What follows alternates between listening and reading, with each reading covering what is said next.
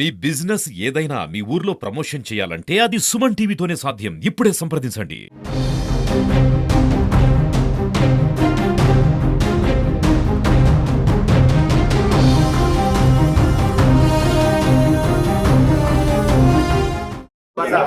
వీళ్ళు ఇచ్చేసారు, తప్పుల్ని కవర్ చేయాలి. వాళ్ళకి ఇన్ఫ్రాస్ట్రక్చర్ ఏదైతే అవసరమో ఇన్ఫ్రాస్ట్రక్చర్ డెవలప్ చేయాలి. సార్ ఫిల్లింగ్ రూపంలో ఎంత ఏలేరు ఆధునీకరణకి వీటన్నిటికీ మీకు నిధులు కొరత కదా. అవును సార్, బేసిక్ నిధులు కొరత. మరి ఇక్కడ ఒక్క చోట మీరు ఇక్కడే చూస్తే దాదాపు 13 కోట్లు, దాదాపు మీరు చూస్తే 30%, 13 కోట్లు ఇక్కడ ఒక్క ఈ కాలనీకి వేస్ట్ చేస్తారు. ఇలాంటి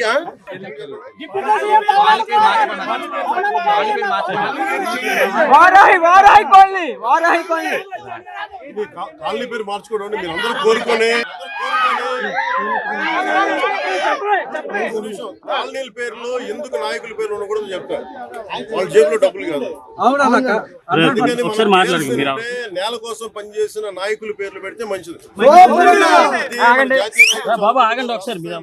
పిఠాపురం మహారాజు గారు ఉన్నారు, అలాంటి గొప్ప మహానుభావుల పేరు పెడితే మంచిది. అలాంటి కోరుకుంటాం.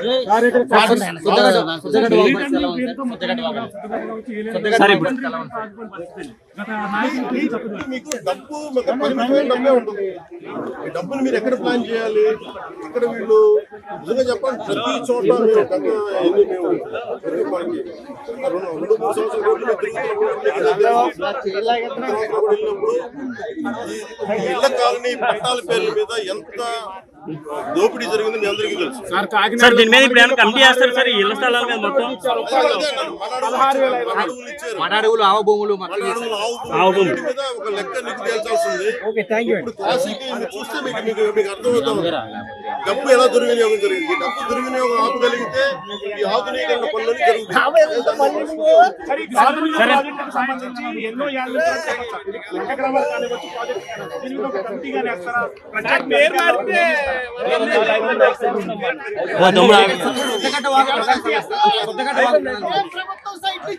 సార్ కొంచెం ఫ్రంట్ రోడ్లు కరెక్ట్ ఇచ్చిన తర్వాత సైట్లు మారండి.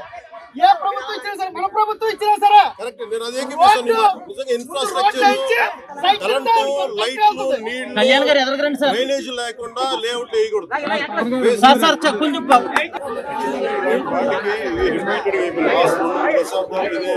అవును సార్, అవును. జనాభా పెరిగిపోయే కొద్దీ మనకి నష్టం తెలుస్తాం.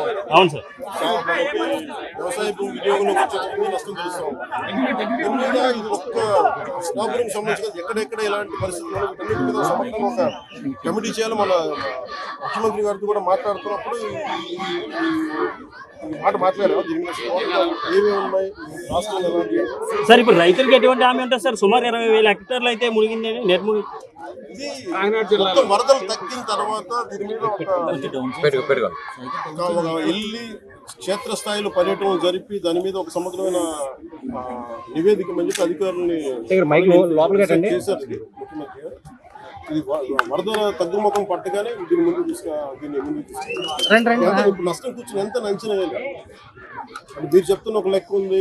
కొన్ని చోట్లేమో పత్తి కొంత పోయింది, మనకి వరి పోయింది, పత్తి 90 హెక్టార్లు పోయింది.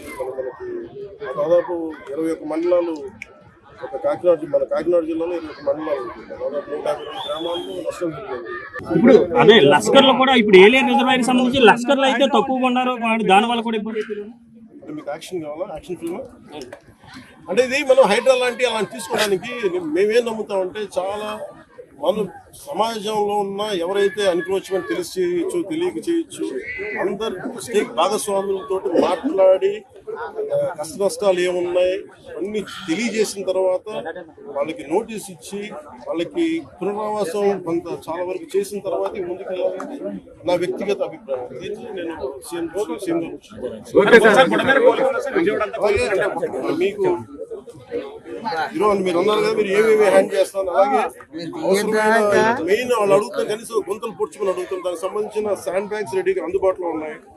అలాగే మనకి చెట్లు పడిపోయిన వెంటనే ఎలాంటి రోడ్ల పైన విరిగిపోయిన పడిన చెట్లు తీసివేయడానికి దానికి సంసిద్ధంగా ఉన్నాం. అలాగే జేసీబీ లాంటి వాహనాలను సంసిద్ధంగా ఉంచాం. ముఖ్యంగా అవసరానికి ఫైర్ యాక్సిడెంట్ ఏమంటే దానికి సంబంధించిన వాటర్ సంబంధించి ఫైర్ యాక్సిడెంట్ వెహికల్స్, అలాగే 42 మంది గజెత్గాళ్ళని రెడీగా చేసిన కేసు ఎమర్జెన్సీస్, అలాగే primary health care, community health care వీటికి సంబంధించిన సంసిద్ధంగా చేశారు. అలాగే గవర్నమెంట్ జనరల్ హాస్పిటల్ కూడా డాక్టర్స్ 24/7 అందుబాటులో ఉంచుకొని వాళ్ళకి ఇన్స్ట్రక్షన్స్ ఇవ్వడం జరిగింది. అలాగే ముఖ్యంగా గర్భిణీ స్త్రీలు కానీ బాలింతలు కానీ ఎవరున్నా కానీ వాళ్ళని సురక్షిత ప్రాంతాలు తరలించే బాధ్యత కలెక్టర్ గారు పర్యవేక్షిస్తూ ఉన్నారు. ఫోర్కాస్ట్ ఎట్లా ఉంది సార్? ఇంకా పెరుగుతుందా వార్త? ఇక్కడ మనకి తీవ్రతను బట్టి మనకి అక్కడ వాటర్ మన తుఫాన్ తీవ్రతను బట్టి ఉంటుంది. ఐ థింక్ అది వీకెన్ అయింది కాబట్టి ఇబ్బంది లేదని అనుకుంటున్నాను. వ్యక్తిగతంగా జరగకూడదు, ప్రకృతిని శాంతించమని నేను కోరుకుంటున్నాను. ఇది మళ్ళీ వెళ్ళి ఇప్పుడు నాకు మన పంచాయతీలకి నిధులు ఇవ్వాలి, దానికి సంబంధించిన పని ఉంది. అది వెళ్ళి చేసుకొని మళ్ళీ వచ్చి ఇంకొకటి సమీక్ష నిర్వహిస్తాను. లేదండి, ఒకసారి పంచాయతీలో విజయవాడ కోలుకున్నట్టేనా? బాధితులంతా నిత్యావసరాలు పంచుతారు ప్రభుత్వం తరఫు నుంచి, అన్ని బాగున్నాయి, కోలుకున్నట్టేనా? ఇది ఇంత వరద వచ్చిన తర్వాత రాత్రి మనం ప్రాక్టికల్గా మాట్లాడాలి.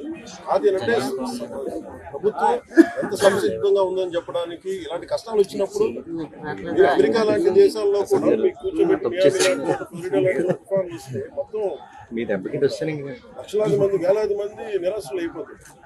అడ్వాన్స్డ్ కంట్రీ అలాంటిది మనకి నేను అడిగింది, మేము ప్రభుత్వం తరపు నుంచి లేదంటే అధికారుల తరపు నుంచి సంసిద్ధంగా ఉన్నాం. అలాగే మేము కోరుకుంటుంది కూడా ప్రతి ఒక్కరు కూడా దీని బాధ్యత తీసుకోవాలి. అలాగే వైసీపీ నాయకులకు కూడా విమర్శల కంటే కూడా మీరు వచ్చి ఆ రంగంలో దూకాలని కోరుకుంటాం. ఏమేం చేయబోతున్నాం అనేది ఇది మెమరీ టెస్ట్ రాసుకుని వచ్చాం.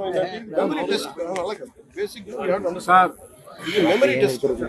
ప్రధానంగా ఎలాంటి సహాయ కార్యక్రమాలు జరుగుతున్నాయి ఇవన్నీ మీకు విడుదల చేస్తారు.